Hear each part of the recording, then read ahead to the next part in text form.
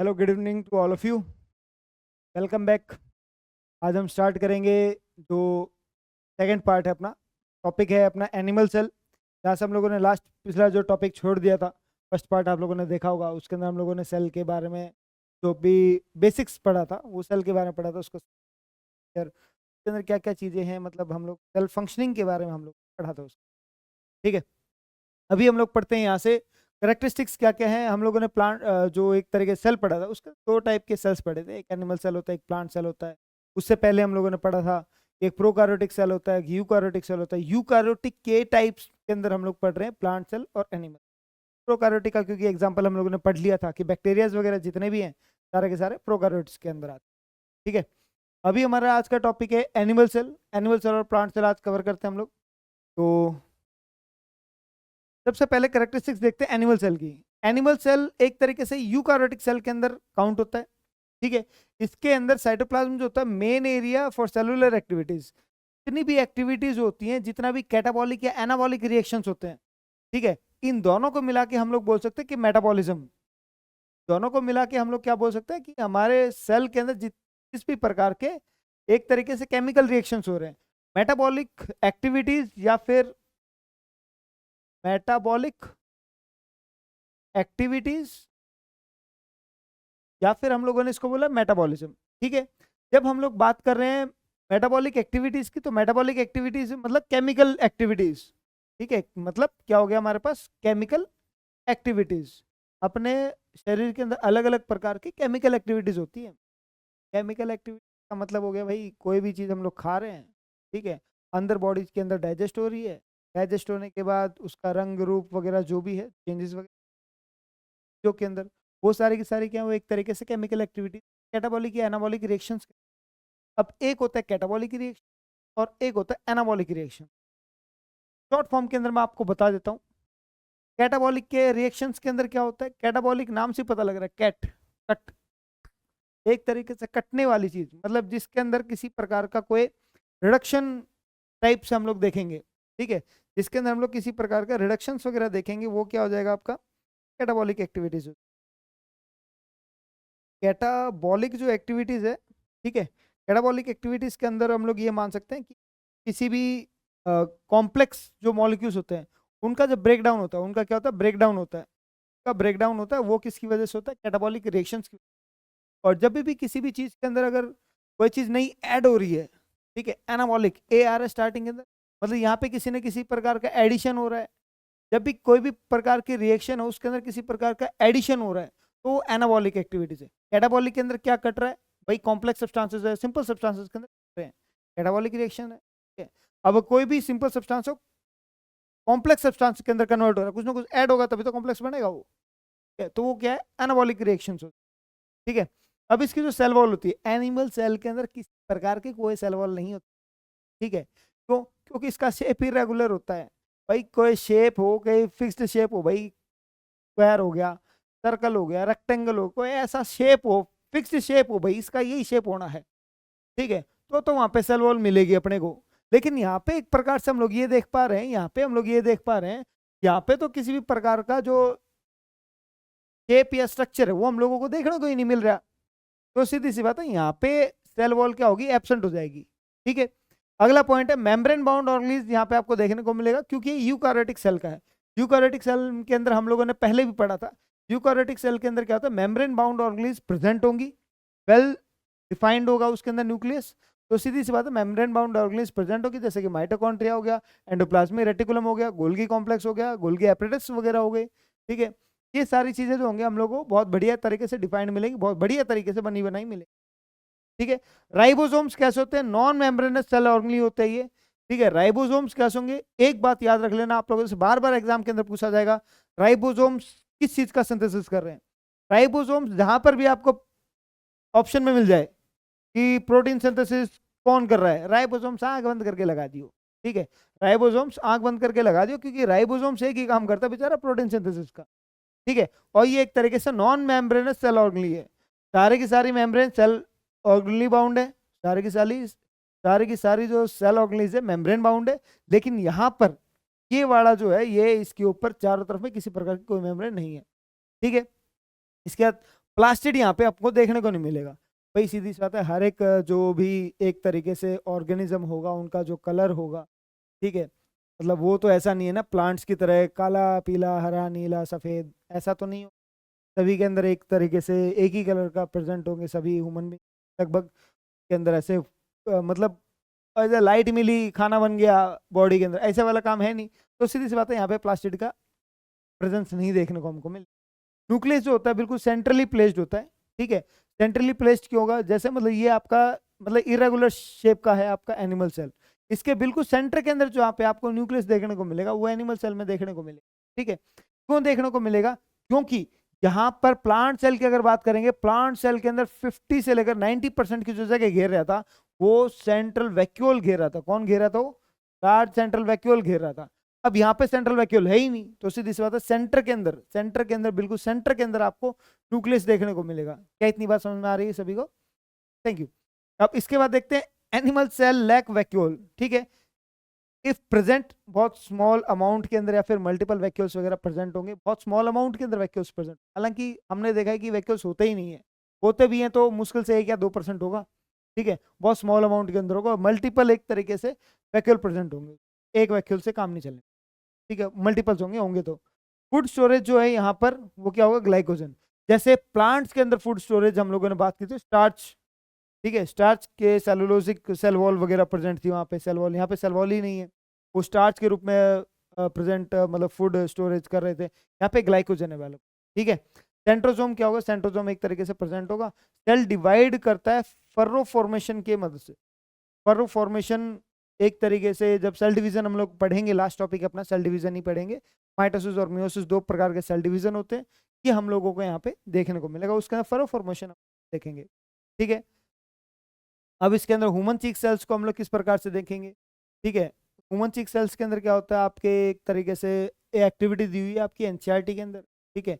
आपको क्या करना है, आपका जो ह्यूमन चीक है हम लोग देखेंगे, इसके अंदर देखेंगे, इसके अंदर देख कैसा गाल, ठीक है, ये एक्टिविटी आप लोग देख सकते हैं। उसके अंदर ऑब्जर्वेशंस क्या होंगी, ऑब्जर्वेशंस हम लोग देख कैसा स्ट्रक्चर कैसा है, स्पेस कैसा है, ये हम लोग को, ठीक है। ये कभी आपके स्कूल वगैरह के अंदर या फिर किसी लेबोरेटरी के अंदर आप लोग वहाँ पे कर सकते हैं, ठीक है। ये मतलब एनसीईआरटी का एक दिया हुआ था एक्टिविटी, तो यहाँ पे डाल दिया। अब दोनों के बीच में डिफरेंस क्या है, प्लांट सेल और एनिमल सेल दोनों के बीच में डिफरेंस क्या है, और डिफरेंस कितना ज़्यादा है कि ये एग्जाम के अंदर बहुत बार पूछा जाता है। एग्जाम के अंदर आप लोगों को बहुत ज़्यादा मात्रा में डिफरेंस जरूर देखने को मिले, ठीक है, कुछ मिले ना मिले डिफरेंस जरूर देखने को मिलेगा plant cell animal cell eukaryotic और प्रोकारियोटिक सेल के बीच में, ठीक है। सबसे पहले देखो हम लोग बात कर लेते हैं साइज की। साइज जो एनिमल सेल का होता है वो बहुत छोटा साइज होता है, प्लांट सेल का बहुत बड़ा साइज होता है, ठीक है। सेल वॉल इसके अंदर प्रेजेंट होती नहीं है और इसके अंदर प्रेजेंट है सेल वॉल। न्यूक्लियस बिल्कुल सेंटर के अंदर था, हम लोगों ने थोड़ी देर पहले ही पढ़ा था, क्योंकि वैक्यूल्स इसके अंदर एब्सेंट होती हैं। यहाँ पे न्यूक्लियस क्या होगा, पेरिफेरल साइड पे होगा, एक साइड के अंदर होगा, ठीक है। या तो वैक्यूल्स होगा, नहीं हो गया तो मल्टीपल वैक्यूल्स प्रेजेंट होंगे। यहाँ पे वैक्यूल एक सिंगल लार्ज वैक्यूल होगा जो अप्रोक्सीमेटली सेल का अप्रोक्सीमेटली 50 से 90% जो है कवर करता है। ये आपके एनसीईआरटी के अंदर वैल्यू दे रखी है, ठीक है। ये न्यूट्रिएंट्स को कभी भी सिंथेसाइज नहीं करता है, ठीक है, न्यूट्रिएंट्स को सिंथेसाइज नहीं करता है। यहाँ पे सिंथेसाइज करें किए जाएंगे न्यूट्रिएंट्स वगैरह, प्लाज्मोडेस्माटा यहाँ पर नहीं है, यहाँ पे प्लाज्मोडेस्माटा है, ठीक है। ये आपका देखो एनिमल सेल देखो इरेगुलर साइज का है, और आपको देखो यहाँ पे एक तरीके से जो सेंट्रल वैक्यूल है, ये वैक्यूल है, यहाँ पे वैक्यूल देखो, ठीक है। ये सभी चीजें जो है आप लोगों के यहाँ पे देखने को। अब बेसिक ऑर्गेनाइजेशन क्या है सेल की, ठीक है, बेसिक ऑर्गेनाइजेशन क्या है, ये आप लोग देख पाओगे कि बेसिक ऑर्गेनाइजेशन के अंदर हम लोगों ने प्लांट सेल एनिमल सेल के बारे में पढ़ा था, और उससे पहले एक वर्ड आता है हमारे पास जो हम लोगों ने अभी अभी पढ़ा था, इसको हम लोग बोल रहे हैं प्लाज्मोडेस्माटा। प्लाज्मोडेस्माटा होता क्या है कि एक तरीके से चैनल्स हैं जो सेल वॉल्स ऑफ प्लांट और एल्गल सेल्स के साथ जुड़े हुए होते हैं, ठीक है।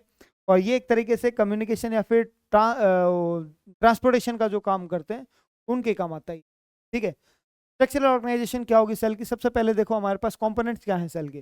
सबसे पहला कंपोनेंट हमारे पास सेल मेम्ब्रेन, दूसरा है न्यूक्लियस, तीसरा है साइटोप्लाज्म। भाई सेल है, अगर मान लो मैं सेल का डायग्राम बना देता, ये हो गया सेल आपका, ठीक है। सेल के आउटर के अंदर आपको देखने को मिलेगी सेल मेम्ब्रेन। क्या देखने को मिल रहा है? Cell membrane. उसके बाद इसके बीच के अंदर या फिर पेरिफेरल साइड के अंदर आपको क्या देखने को मिल जाएगा? ये देखने को मिल जाएगा आपको न्यूक्लियस। क्या देखने को मिल जाएगा? यस, ठीक है भाई। अगर बिल्कुल बीच में है तो एनिमल सेल के अंदर होगी, थोड़ा सा इस साइड में होगी पेरिफेरल साइड में, क्योंकि वैक्यूल ज्यादा बड़ा है। यहाँ पे आपको प्लांट सेल के अंदर देखने को मिलेगा। और इसके बाद फिर हम लोग साइटोप्लाज्म की बात करते हैं। सेल के अंदर जो भी जेली लाइक सब्सटेंस है, जो भी लिक्विड भरा पड़ा है, तो अपन लोगों ने नाम दे दिया साइटोप्लाज्म। क्या नाम दे दिया बालकों? उसको प्लाज्म। ठीक है, अब हम लोग बात कर लेते हैं यहाँ पे प्लांट सेल की। प्लांट सेल के अंदर देखो, प्लांट सेल जो है प्रोटोप्लास्ट और सेल वॉल, दो इसके मेन कंपोनेंट्स हैं। दो कौन कौन से? प्रोटोप्लास्ट और सेल वॉल। प्रोटोप्लास्ट की बात करेंगे तो प्लाज्मा मेम्ब्रेन की बात करनी पड़ेगी, प्रोटोप्लाज्म की बात करनी पड़ेगी हम। ठीक है, अब इसके बाद क्या है हमारे पास? न्यूक्लियस। प्रोटोप्लाज्म क्या होगा? न्यूक्लियस लिविंग है। प्रोटोप्लाज्म मैंने पहली बात की थी, जो भी लिविंग मटेरियल होगा उसके अंदर एक तरीके से आप लोगों को चीज देखने को मिलेगी, वो देखने को मिलेगी प्रोटोप्लाज्म। अगर किसी भी लिविंग सेल को लिविंग बताना है तो इसका मतलब उसके अंदर प्रोटोप्लाज्म प्रेजेंट होना चाहिए। ठीक है, न्यूक्लियस है। न्यूक्लियस के अंदर जो होंगी बहुत सारी प्रकार के, क्या हो गया, न्यूक्लियस के अंदर जो लिक्विड होगा उसको न्यूक्लियर प्लाज्म बोलेंगे अपन लोग। लेकिन साइटोप्लाज्म के अंदर जो बहुत सारी सेल ऑर्गेनिज्म डूबी रहती हैं, ठीक है, जैसे सेल ऑर्गेनिज्म हो गई, इसके अंदर कुछ एर्गास्टिक बॉडीज होंगी, वैक्यूल होगा, वो भी साइटोप्लाज्म के अंदर डूबा हुआ रहता है। साइटोप्लाज्म क्या है? ये लिक्विड है। अब इसी के साथ में, इसी लिक्विड के अंदर आपको माइटोकॉन्ड्रिया देखने को मिलेगा, इसी के अंदर आप लोगों को गोल्गी एपरेटस देखने को मिलेगा। सारी सारी सेल ऑर्गेनिज्म जो है एक प्रकार से डूबी हुई है आपके साइटोप्लाज्म के अंदर। ठीक है, सेल ऑर्गेनिज्म के अंदर हम लोग बात करते हैं माइटोकॉन्ड्रिया की, प्लास्टिड्स की, एंडोप्लाज्मिक रेटिकुलम की, लाइसोसोम्स की। ठीक है, और यहाँ पे हम लोग एर्गास्टिक वैक्यूल की बात कर ली थी हम लोगों ने। अब बात करते हैं, if the organisation of a cell is destroyed due to some physical और chemical influence, what will happen? अगर मान लो आपके पास किसी भी प्रकार का एक सेल है, ठीक है, एनसीईआरटी का क्वेश्चन है। अगर मान लो ये आपके पास एक सेल है, ठीक है, इस सेल का कोई भी, इस सेल के अंदर मान लो ये आपका एक माइटोकॉन्ड्रिया है, ठीक है, माइटोकॉन्ड्रिया कोई भी एक सेल ऑर्गेनी है, या फिजिकल या केमिकल एक्टिविटी की वजह से ये जो माइटोकॉन्ड्रिया डिस्ट्रॉय हो जाता है। ठीक है, तो सीधी सी बात है, सेल के ऊपर पूरा पूरा असर पड़ेगा। माइटोकॉन्ड्रिया का जो फंक्शन है, energy house of the cell, powerhouse of the cell इसको बोलते हैं। तो पावर हाउस है, तो सीधी बात एनर्जी जनरेट कर रहा है। पावर हाउस आएगा मतलब एनर्जी आएगी कहां से? जब ये डिस्ट्रॉय हो गया तो। हमारी बात तो इसीलिए कोई भी सेल ऑर्गेनी जो है वो एक तरीके फिजिकल एक्टिविटी या केमिकल एक्टिविटी कोई भी किसी भी तरीके से अगर डिस्ट्रॉय हो जाता है, तो उसकी पूरी की पूरी जो सेल की जो एक्टिविटी होगी वो एक तरीके से खत्म हो जाएगी। सेल ही एक तरीके से ये मान लो खत्म हो जाएगा। ठीक है, अब इसके बाद हम लोग देखते हैं सेल मेम्ब्रेन और प्लाज्मा मेम्ब्रेन के बारे में। Cell membrane, plasma membrane, semi permeable membrane, semi permeable membrane, selectively permeable membrane, हम लोगों ने इसको बहुत सारे नाम दिए हैं। ठीक है, आउटर मोस्ट मेम्ब्रेनस कवरिंग है, ठीक है, जो कि सेल वॉल के अंदर की तरफ है। सेल वॉल मतलब ये मान लो ये आपका सेल है, बाहर सेल वॉल होगी, और सेल वॉल के अंदर की तरफ जो कवरिंग हो जाएगी वो होगी इनसाइड द सेल वॉल। ये क्या हो जाएगी? सेल मेम्ब्रेन या फिर plasma membrane, semi permeable membrane, selectively permeable membrane, इसी को बोला गया। ठीक है, ये है यूनिवर्सल स्ट्रक्चर। क्या ये? Universal structure. यूनिवर्सल स्ट्रक्चर क्यों बोला है? जैसे हम लोगों ने बोला था कि सेल भी है, वो भी एक प्रकार से यूनिवर्सल है, यूनिवर्सल चीज है, क्योंकि हर एक लिविंग ऑर्गेनिज्म में अगर पाया जाएगा तो यूनिवर्सल हो ही जाएगा। ठीक है, water is a universal solvent. Water क्या है? यूनिवर्सल सॉल्वेंट है, क्योंकि हर एक चीज पानी में घुल जाती है। मोस्टली चीज जो है वो जो लिक्विड है वो उसके पानी के अंदर घुल जाएंगे, यूनिवर्सल सॉल्वेंट बोला जा रहा है वाटर को। इसी प्रकार से यूनिवर्सल स्ट्रक्चर क्यों है? क्योंकि दोनों प्रोकैरियोटिक और यूकैरियोटिक सेल के अंदर दोनों में आप लोगों को सेल वॉल जो होगी, सेल वॉल कह रहा हूँ, सेल मेम्ब्रेन, प्लाज्मा मेम्ब्रेन, ये सब चीजें आपको देखने को मिलेंगी।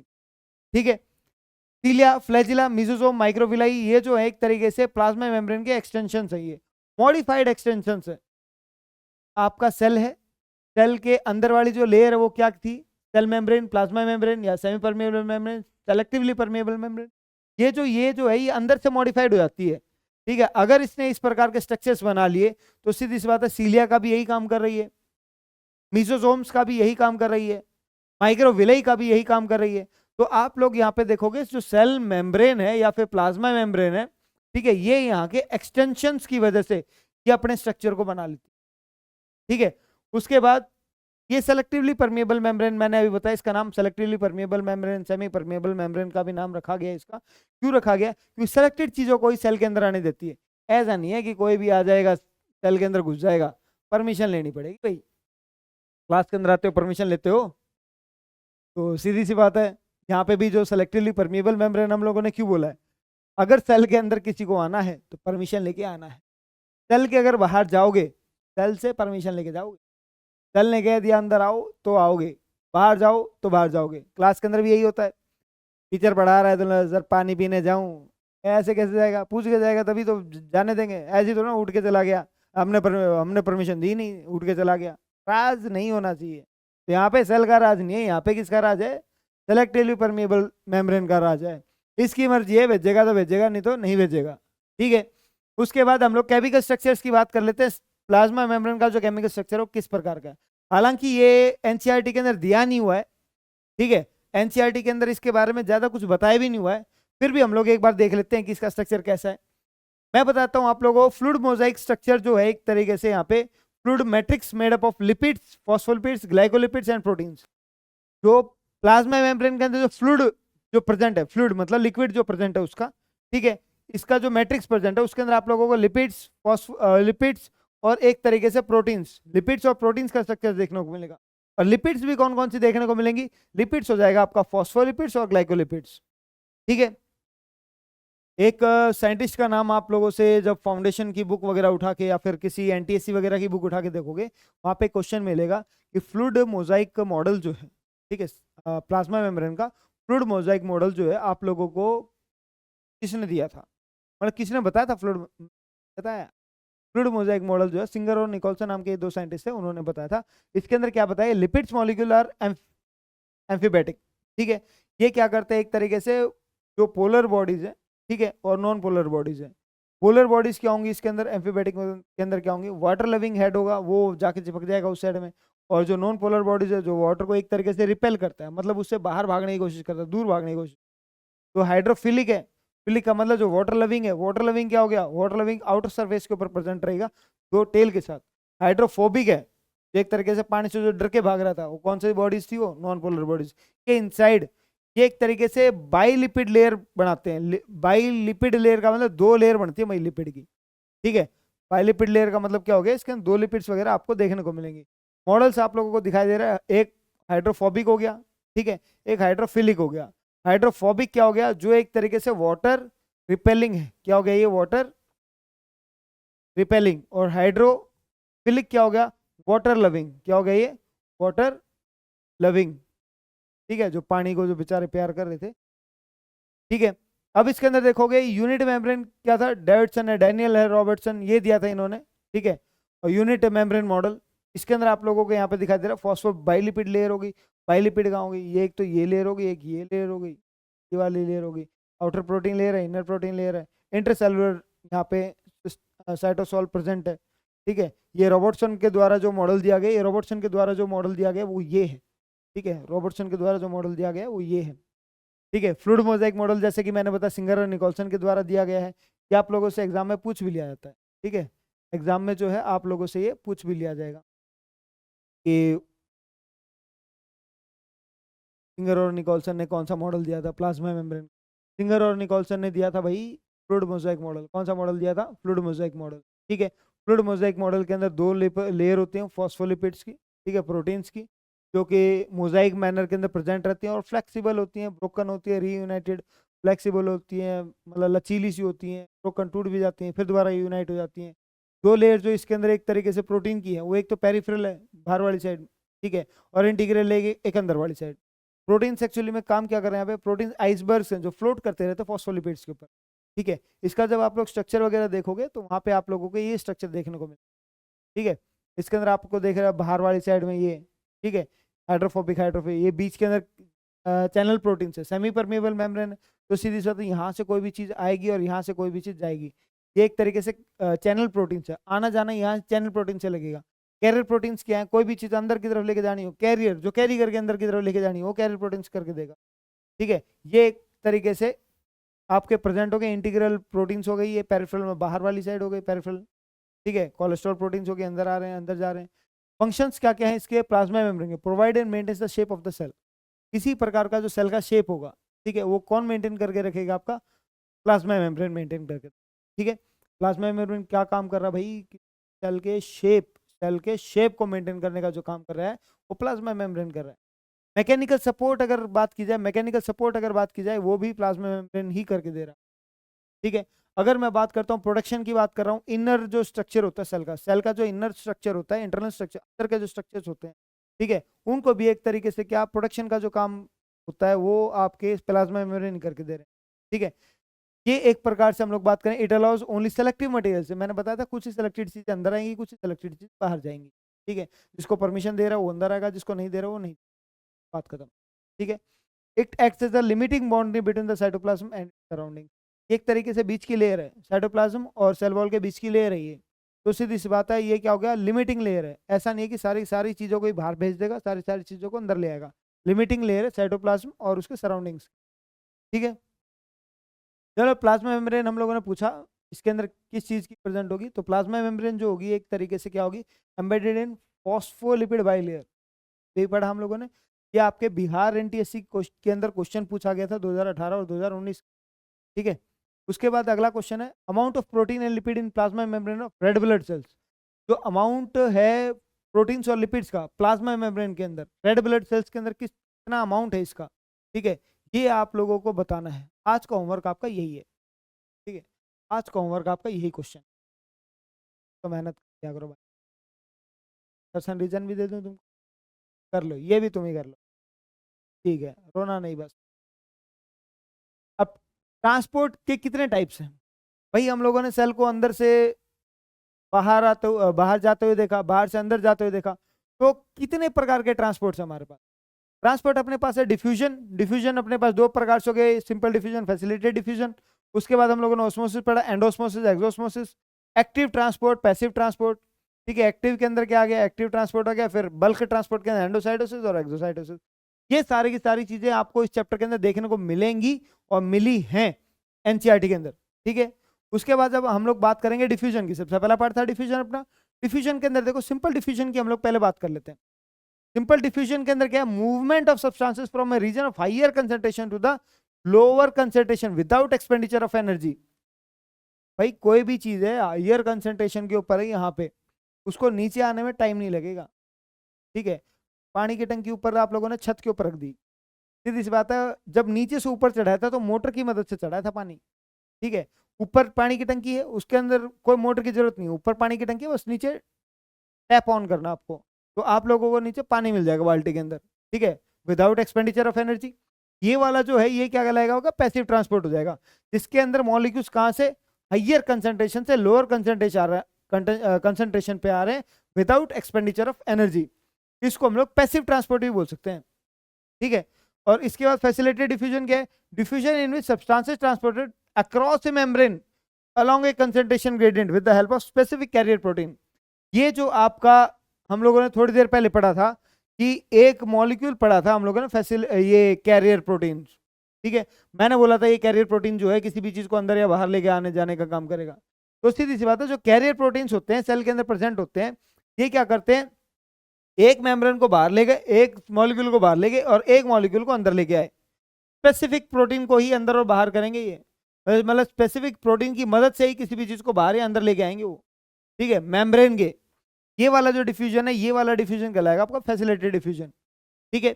हम लोग बात कर लेते हैं फिर ऑस्मोसिस की। ऑस्मोसिस के अंदर क्या होता है भाई, ऑस्मोसिस एक प्रकार से मूवमेंट ऑफ सॉल्वेंट और water molecules from a solution with a higher concentration of water molecules to a solution with a lower concentration of water molecule to a semi permeable membrane, ठीक है। अब water molecules जो है higher concentration से यहाँ पे भी कहाँ पे आ रहे हैं, लोअर कंसंट्रेशन के ऊपर आ रहे हैं, ठीक है। लेकिन ये सेमी परमेबल मेम्ब्रेन के थ्रू सेलेक्टेड वाटर मॉलिक्यूल्स के अंदर आएंगे, ऐसा नहीं है कि सारे के सारे वाटर मॉलिक्यूल अंदर घुस जाएंगे सेल के, सेलेक्टेड वाटर मॉलिक्यूल्स अंदर आएंगे और सेलेक्टेड वाटर मॉलिक्यूल्स क्या है बाहर जाएंगे।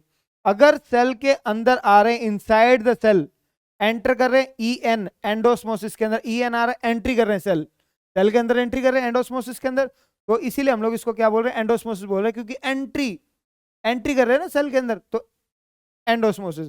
एग्जिट के लिए है एक्सोस्मोसिस, जब सेल एक तरीके से movement of solvent outside the cell, cell से बाहर चले जाएंगे तो एग्जिट कर रहे हैं तो एक्सोस्मोसिस, अंदर आ रहे हैं तो एंडोस्मोसिस। समझ आ रही है बात? अब इसके बाद जब हम लोग बात करते हैं, ये देख लो आप लोग ऑस्मोसिस और डिफ्यूजन के बीच में फर्क क्या है।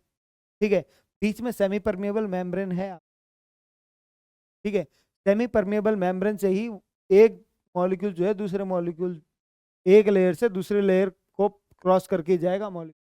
ठीक है, जो सेमी परमेबल मेम्ब्रेन है, ठीक है, प्योर वाटर है, सोल्यूशन है, ये मॉलिक्यूल्स इधर से उधर जाएंगे एक सेमी परमेबल मेम्ब्रेन को क्रॉस करके।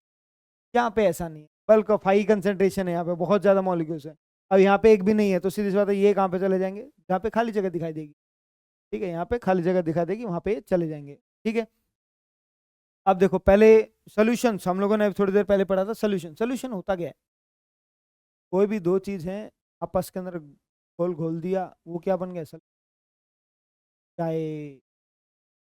ज्यादा ही डीप हो गया, चाहे को नहीं। मेन मुद्दा है हमारा सोल्यूशन। सोल्यूशन हम पानी, पानी के अंदर चीनी, सोल्यूशन बन गया। ठीक है, नमक घोल दिया तो एक सोल्यूशन बन गया। पानी के अंदर जो चीज़ डिजोल्व हो रही है, ठीक है, डिजोल्व हो रही है, वो क्या सोल्यूशन बनता है। तो इसी प्रकार से सबसे पहले हम लोग आइसोटोनिक सोल्यूशन, मीडियम क्या होता है? Same as water concentration as that of the cell. एक सोल्यूशन है, एक कोई भी एक सोल्यूशन है, उसके अंदर हम लोगों ने डाल दिया सेल। अब इसका कंसंट्रेशन और बाहर जो वाटर है या कुछ भी है उसका कंसंट्रेशन अगर सेम हुआ तो सीधी सी बात है इनकी मूवमेंट होगी नहीं, दोनों का कंसंट्रेशन सेम है, तो no net movement across the cell membrane. ऐसे सोल्यूशन को बोलेंगे हम लोग आइसोटोनिक सोल्यूशन। क्या बोलेंगे? Isotonic solution. ठीक है, साइज ऑफ द सेल क्या होगा भाई? सीधी सी बात है, ना इधर से अंदर गया है ना इधर से बाहर गया है, सेल वैसा का वैसा ही पड़ा है, तो ये ऐसा क्या लगेगा? इसको हम लोग बोलेंगे आइसोटोनिक सोल्यूशन। क्या कहेंगे इसको? Isotonic solution. ठीक है, अब हाइपोटोनिक सोल्यूशन की बात कर लेते हैं हम लोग। ठीक है, अब जैसे कि हाइपोटोनिक, मैं तो देखो सिंपल सी तरीके की बात बताता हूँ। आइसो के अंदर सेम हो जाता है, हाइपो के अंदर ओ आ गया मतलब सेल क्या हो जाएगा? स्वेल आ जाएगा, स्वेल हो जाएगा मतलब फूल जाएगा सेल। सीधी सी बात है, ये आपके पास एक मीडियम है, इसके अंदर हम लोगों ने डाल दिया एक सेल। ठीक है, अब इसके अंदर क्या होगा? Medium surrounding the cell has higher water concentration than the cell. ठीक है, बाहर वाला जो है एक तरीके से क्या है? Higher concentration. कैसा कंसंट्रेशन है? Higher concentration. सेल का जो एक तरीके से क्या है? Lower concentration. तो सीधी सी बात है, हायर कंसंट्रेशन से लोअर कंसंट्रेशन की तरफ जाएगा, मतलब वाटर मॉलिक्यूल जो बाहर है वो सेल के अंदर घुसेंगे, घुसेंगे तो सेल फूलेगा, फूलेगा तो मोटा हो जाएगा, मोटा हो जाएगा इसका मतलब सेल विल बिकम स्वेलअप। ठीक है, और मैंने कहा था जब वाटर मॉलिक्यूल्स अंदर घुस रहे हैं, ठीक है, उसको क्या बोलेंगे? उस प्रोसेस को बोल रहे हैं हम लोग एंडोस्मोसिस। समझ में आ गई बात? अब हाइपरटोनिक के अंदर, हाइपरटोनिक के अंदर सेम हम लोग यहीं पे भी यही बात करेंगे। जब आपका सेल है, आपके पास सोल्यूशन है, अब सेल का यहाँ पे क्या है? सेल का हम लोग ये मान लेते हैं सेल का कंसंट्रेशन ज्यादा हो गया भाई, अब बाहर वाला जो कंसंट्रेशन है वो कम है। ठीक है, तो सेल का कंसंट्रेशन ज्यादा है तो सीधी बात है सेल के अंदर से मटेरियल बाहर निकलेगा, सिकुड़ जाएगा बेचारा, अंदर का माल बाहर आ गया तो सिकुड़ गया, सिकुड़ गया, पतला हो गया, पतला हो गया, एक्सोस्मोसिस को बोल सकते हैं। सेल क्या कर जाएगा? श्रिंक कर जाएगा। क्या कर जाएगा बालकों? श्रिंक कर जाएगा। ये तीन टाइप के सोल्यूशन जो है हम लोगों ने यहाँ पे देखे। ठीक है, अब इसके बाद जो नेक्स्ट हम लोग बात करते हैं ट्रांसपोर्ट सिस्टम। आइसोटोनिक सोल्यूशन है अपने पास, अभी मैंने बताया सेम वाटर मीडियम है उसका फ्लैसिड हो जाता है। टर्जिड देख लिया हाइपरटोनिक के अंदर, ये प्लाज्मोलाइज्ड होता है। टर्जिड का मतलब क्या हो गया? जब वाटर मॉलिक्यूल्स अंदर की तरफ आ रहे हैं, ठीक है, हाइपरटोनिक सोल्यूशन के अंदर सेल फूलेगा ना भाई, टर्जिड होएगा। अब ये प्लाज्मोलाइज्ड का मतलब ये श्रिंक कर जाएगा, ये सारा का सारा कहाँ चला गया? अंदर का मटेरियल बाहर चला। ठीक है, ये यहाँ पे एक तरीके से आप लोगों को सेम यही चीजें जो हैं वो दिखाई गई। ठीक है, अब इसके बाद हमारे पास ट्रांसपोर्ट था, एक्टिव ट्रांसपोर्ट है, बल्क ट्रांसपोर्ट है। एक्टिव ट्रांसपोर्ट के अंदर क्या होगा? हम लोगों ने इससे पहले बात की थी कि एनर्जी लगती है भाई।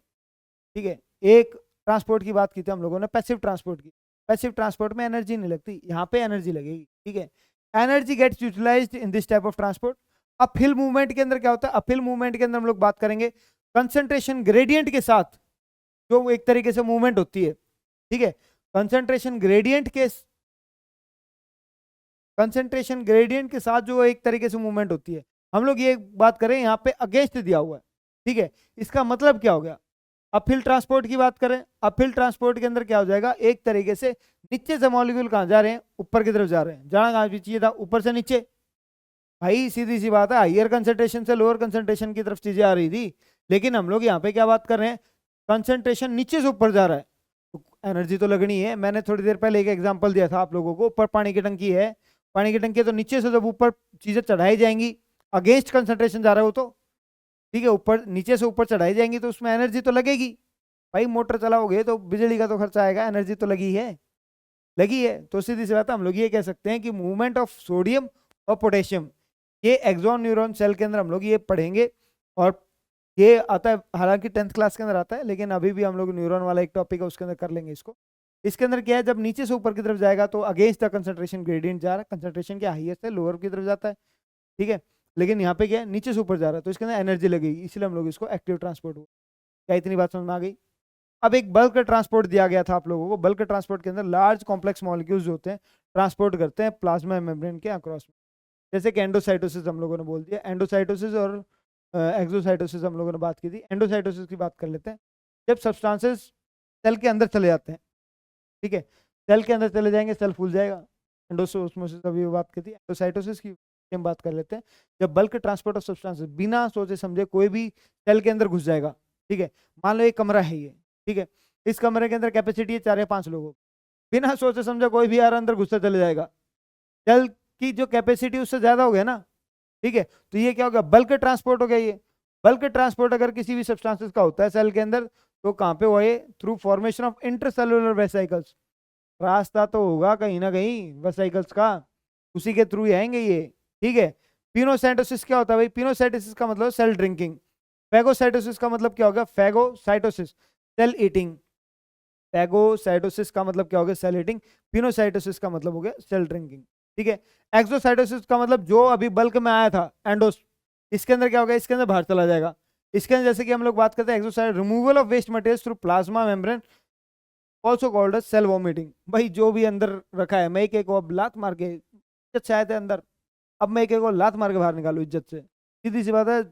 चलने क्या कर रहे हैं यहाँ पे, रायता फैला रहे हैं ये लोग, तो बाहर निकाल दो। वॉमिटिंग कर रहे हैं, बाहर निकाल दो। इससे क्या सेल क्या हो जाएगा, श्रिंक हो जाएगा। वेस्ट मटेरियल्स को बाहर निकालने का जो प्रोसेस है, ठीक है, प्लाज्मा मेम्ब्रेन के थ्रू, उसको हम लोग बोल रहे हैं सेल वॉमिटिंग।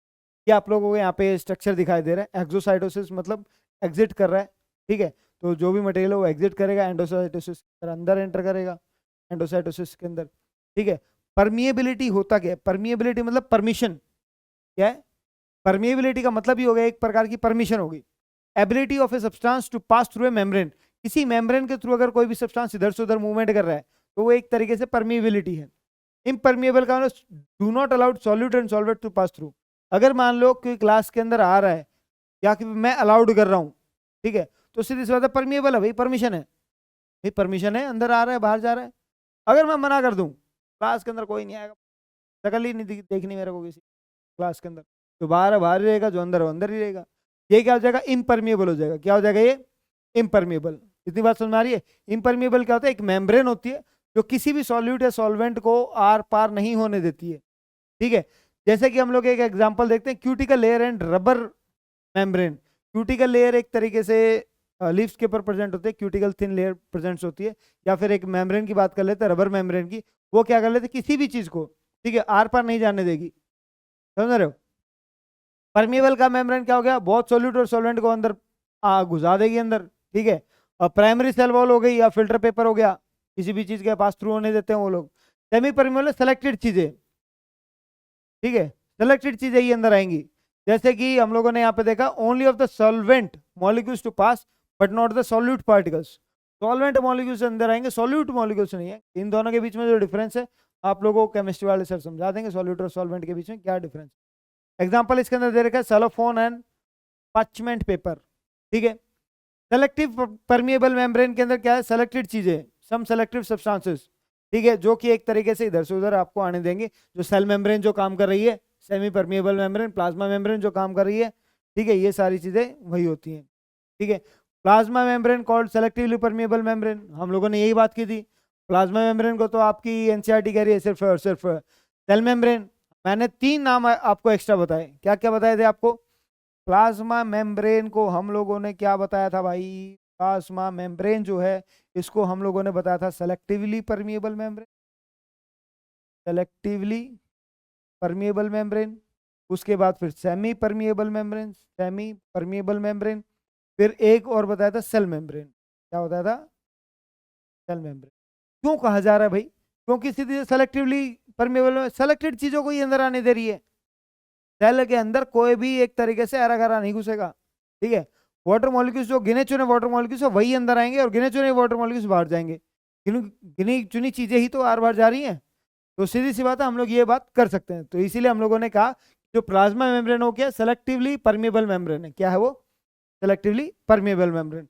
ऑस्मोसिस के बारे में, डिफ्यूजन के बारे में, ये आप लोगों को अभी भी डेफिनेशंस बताई हैं। मेरे हिसाब से इसके अंदर कोई समस्या होनी नहीं चाहिए। क्या ये भी फिर से बताऊं, एक्सप्लेन करूं? कोई बात नहीं। उसके बाद फिर इनकरेक्ट पेयर बताने हैं आपको, ठीक है। आज सारा का सारा काम तुमसे, हम धाम नहीं करते। टोमाटा जो होगा ट्रांसपिरेशन के काम आता है क्या? Osmosis, semi permeable membrane, guard cells, potassium ions, exosmosis, rigidity. Incorrect pair चुनना है, ठीक है। और ऐसा नहीं है कहीं पे आया नहीं है क्वेश्चन, ये तमिलनाडु जो एनटीएससी का एग्जाम हुआ था उसके अंदर आया हुआ है। आज का होमवर्क आज तुमसे ही करवा रहा हूँ ये, ठीक है। ये जितने भी क्वेश्चन है स्क्रीनशॉट ले लो, कल क्लास के अंदर हम लोग इनको डिस्कस करेंगे, ठीक है। उसके बाद नेक्स्ट जो है आपका cell wall. Outer most covering होती है प्लांट सेल के अंदर, ठीक है। नॉन लिविंग होती है ये। नॉन लिविंग क्यों होती है? क्योंकि इसका प्रोटोप्लाज्म एब्सेंट होता है। भाई लिविंग होती तो प्रोटोप्लाज्म प्रेजेंट होता, प्रोटोप्लाज्म एब्सेंट है तो सीधी, ठीक है। और ये बनी किसकी होती है? प्लांट सेल्स के अंदर जो सेल वॉल होती है, प्लांट सेल्स के अंदर जो आप लोगों को सेल वॉल देखने को मिलेगी वो किस चीज की देखने को मिलेगी? वो आपको देखने को मिलती है किस चीज की? सेलुलोज की। किस चीज की देखने को मिलेगी? वो सेलुलोज की, ठीक है। ये आपको बैक्टीरिया के अंदर भी सेल वॉल देखने को मिल जाएगी, प्लांट्स के अंदर मैंने बता दिया सेलुलोज की बनी होती है, ठीक है। फंगस के अंदर जो आपको देखने को मिलेगा काइटिन की सेल वॉल होती है। बैक्टीरिया के अंदर पेप्टिडोग्लाइकॉन की सेल वॉल होती है। सेल वॉल एब्सेंट होती है एनिमल सेल के अंदर, ठीक है। सेल वॉल जो होती है कनेक्टेड होती है अंदर के जो एक तरीके से मटेरियल्स होते हैं, मिडल लैमेला जिसको हम लोग बोल रहे हैं, adjacent sales through middle lamella. Magnesium और कैल्शियम पेक्टेट, मतलब ये मान लो ये आपका सेल है, ठीक है। दूसरे सेल्स के साथ ये जुड़ा हुआ है, सेल वॉल एक सेल से दूसरे सेल्स के साथ कनेक्टेड है। किसकी वजह से कनेक्टेड है? Middle lamella. किसकी वजह से कनेक्टेड है? Middle lamella. और मिडल लैमेला किस चीज का बना हुआ है? मैग्नीशियम और कैल्शियम पेक्टेट का, ठीक है। Cell wall is differentiated into primary, secondary और tertiary walls. Cell wall 3 parts में डिवाइडेड है, प्राइमरी, सेकेंडरी और टर्शियरी वॉल्स, ठीक है। 3 पार्ट्स में डिवाइड है, प्राइमरी, सेकेंडरी और टर्शियरी वॉल्स, ठीक है। सेल वॉल के अंदर हम लोग प्लाज्मोलाइसिस पढ़ रहे हैं, ठीक है। प्लाज्मोलाइसिस पढ़ रहे हैं। प्लाज्मोलाइसिस के बाद फंक्शंस और फिर क्वेश्चंस। हम लोग ये आज का टॉपिक इतना ही करते हैं। प्लाज्मोलाइसिस के अंदर देखो क्या होता है। Plasmolysis, plant cell placed in hypertonic solution, ठीक है। प्लांट्स को कहां पर रख दिया हम लोगों ने? प्लांट सेल को हाइपरटोनिक सॉल्यूशन। हाइपरटोनिक का मतलब क्या हो गया? यहाँ पे सेल क्या करना चाहिए? श्रिंक। क्या करेगा यहाँ पे? Shrink. Water molecules move out of the cell, सीधी सी बात है, श्रिंकेज हो जाएगी। श्रिंकेज हो तो cell content away from the cell wall. इसी को हम लोग क्या बोल रहे हैं? प्लाज्मोलाइसिस भी बोल रहे हैं, ठीक है। सेल को, प्लांट सेल को हम लोगों ने किस में रख दिया? हाइपरटोनिक सोल्यूशन के। किस में रख दिया? हाइपरटोनिक सोल्यूशन के। हाइपरटोनिक सोल्यूशन हम लोगों को पता है, हाइपरटोनिक सोल्यूशन क्या करता है कि कंसंट्रेशन हाइपरटोनिक सोल्यूशन की क्या होगी कि सेल के अंदर से जितना ही मटेरियल सारा का सारा बाहर आएगा, सेल क्या हो जाएगा? श्रिंक हो जाएगा। सेम यहीं पे ही है, प्लांट सेल वॉल है, इसके अंदर सारा मटेरियल क्या हो जाएगा? बाहर चला जाएगा। सेल वॉल क्या हो जाएगी? श्रिंक हो जाएगी, ठीक है। ये नॉर्मल सेल वॉल है। नॉर्मल सेल को हम लोगों ने क्या किया? प्लाज्मोलाइसिस के लिए डाल दिया। अब इसका वैक्यूलर टोनोप्लास्ट है, न्यूक्लियस सेल वॉल है, ये सारी चीज़ें हैं, ठीक है। ये सारा का सारा फिर मटेरियल थोड़ी देर में बाहर आ जाता है, तो ऐसा श्रिंक हो जाती है पूरी सेल वॉल, ठीक है। इसके बाद अगला जो है फंक्शन क्या होता है सेल वॉल का? फंक्शन जैसा कि हम लोगों ने सेल मेम्ब्रेन के अंदर पढ़ा था, सेम वैसा ही कुछ देखने को मिलेगा सेल वॉल के अंदर, ठीक है। Maintains and provides the shape of the cell. जो आपका शेप ऑफ द सेल है उसको मेंटेन करने का जो काम होगा वो भी आपका सेल वॉल का होगा। क्या होगा? सेल वॉल का, ठीक है। Proteins from mechanical injury protects from mechanical injury and mechanical strength against the gravity, ठीक है। भाई सीधी सी बात है, प्लांट के अंदर किसी प्रकार की कोई मैकेनिकल स्ट्रेंथ या मैकेनिकल इंजरी होती है, ठीक है, ग्रेविटी के अगेंस्ट में, तो उसको प्रोटेक्ट करने का काम जो पूरा जिम्मे है वो किसको दिया जाएगा? सेल वॉल को दिया जाएगा, ठीक है। यही सेल वॉल जो होती है prevent water loss from the cell. ये एक तरीके से वाटर लॉस से भी बचाती है। किससे बचा रही है? वाटर लॉस से ही बचा रही है। ये एक तरीके से बैरियर का भी काम करती है। बैरियर का मतलब समझ रहे हो आप लोग? नाकाबंदी, मतलब आप लोग यहाँ पे फिलहाल अकेडमी है चरखी दादरी के अंदर। चरखी दादरी से हम लोग दिल्ली जाते हैं तो आपको बीच में बैरियर पीले पीले वो गेट लगे हुए दिखाई देंगे, ठीक है, पीले पीले जो गेट लगे हुए दिखाई देंगे, उसके अंदर चाहे ये मान लो कि वो पुलिस के हरियाणा पुलिस का बोर्ड लगा हुआ दिखाई दे, दिल्ली पुलिस का बोर्ड लगा हुआ दिखाई दे, वो जो बैरियर्स जो लगे हुए हैं, बैरियर्स का नाकाबंदी हो, चेक पॉइंट बोलते हैं उसको, ठीक है। तो इसी प्रकार से जो सेल वॉल है, सेल वॉल क्या है, बैरियर का काम कर रही है। Interior cellular components and the external environment, बाहर वाले को अंदर भेजना है, अंदर वाले को बाहर भेजना है, दोनों के बीच में क्या है, बीच में एक चेक पॉइंट है वो, ठीक है, किसको अंदर भेजना है किसको बाहर भेजना है, ये काम जो कंट्रोल किया जाएगा सेल वॉल के द्वारा कंट्रोल किया, ठीक है। It helps to control cell expansion due to the intake of water, ठीक है। ये क्या करता है, एक तरीके से सेल एक्सपेंशन को भी कंट्रोल करता है, भाई इतना ज्यादा पानी कहीं सेल निगल ना ले, कहीं उसको एक तरीके से फूलना पड़ जाए और फिर फट जाए सेल, ठीक है। तो एक तरीके से क्या है उसको, it has to control the cell expansion को भी एक तरीके से कंट्रोल करता है, ताकि ज्यादा से due to intake of water, ठीक है, ज्यादा से ज्यादा पानी उसके अंदर ना घुसे, ठीक है। Space between the cell wall and cell membrane in bacterial cell, ठीक है, स्पेस जो होती है सेल वॉल और सेल मेम्ब्रेन के बीच में बैक्टीरियल सेल में, उसको हम लोग बोलते हैं पेरीप्लाज्मिक स्पेस, ठीक है। ये बहुत ज्यादा इंपॉर्टेंट पॉइंट है, क्योंकि एक मतलब एनसीईआरटी से हटके एक पॉइंट है जो आप लोगों को स्पेशल दिया गया है। अगर मैं बात करता हूं सेल वॉल, ठीक है, और सेल मेम्ब्रेन, इन दोनों के बीच का स्पेस है, ठीक है, कहां पे, बैक्टीरियल सेल के अंदर, कहां पे, बैक्टीरियल सेल के अंदर। इस स्पेस को हम लोग क्या बोलेंगे, पेरीप्लाज्मिक स्पेस बोलेंगे, क्या बोलेंगे इसको, पेरीप्लाज्मिक स्पेस। क्या इतनी बात सबको समझ में आ गई, ठीक है। तो आज के लिए हम लोग इतना ही करते हैं, क्वेश्चंस वगैरह आप लोग देख लो। प्लाज्मोलाइसिस के अंदर होता क्या, plasmolysis in a plant cell is defined as, plasmolysis के अंदर क्या होता है भाई, हाइपोटोनिक सोल्यूशन है, ये रहा हाइपोटोनिक सोल्यूशन, सिंकेज हो जाता है, बात खत्म। के बाद फिर हम लोग आगे देखते हैं न्यूक्लियस, न्यूक्लियस वाला जो टॉपिक है हम लोग करेंगे कल, ठीक है।